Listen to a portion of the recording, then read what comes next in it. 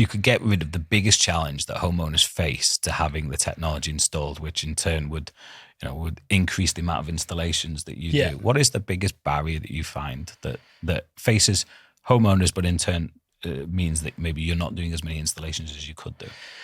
I think there's probably two things, if I'm allowed to say two things. Yeah, as many as possible. I think, and one of them is barrier to actually looking at it in the first place. In that, I think there's there's a lot of misinformation out there, and a lot of things about heat pumps. They don't work. You need a small one insulated house for them to work.